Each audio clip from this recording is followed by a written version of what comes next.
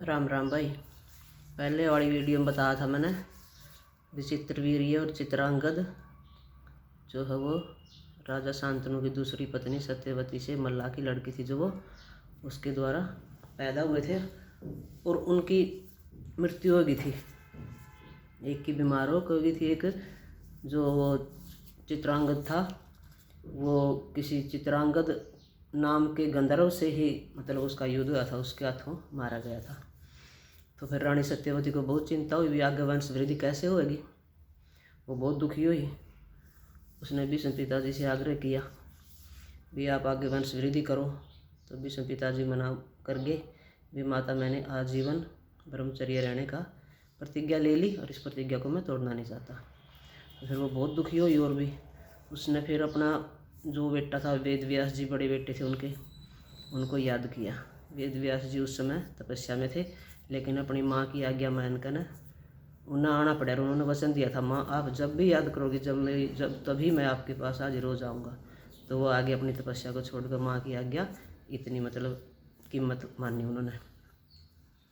देखो असली बेटे के लिए तो तभी यही है।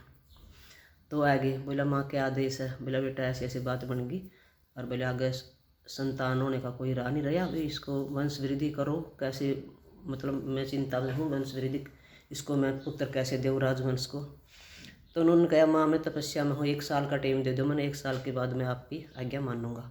तो उसने जिद कर ली सत्यवती ने। देखो भाई चलो जिद नहीं करनी चाहिए भी, परमात्मा की उस पर मानना चाहिए भी। नुका कर हैं समय पर चीज़ बढ़िया मिला है और असमय पे आप तोड़ कर हैं, तोड़ में तो फिर गलत काम हुआ है। तो वो बोले माँ मैंने 1 साल का समय दे देनी। बोली बेटा मैंने तो इब्बे करना है।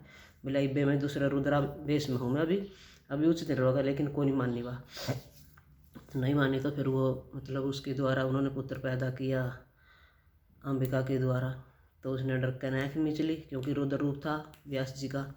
तो फिर बोले अब माता रिजल्ट खराब हो गया, आधा पुत्र पैदा होगा। तो फिर और चिंता में होगी वह। फिर उसने अम्बालिका के पास भेजे।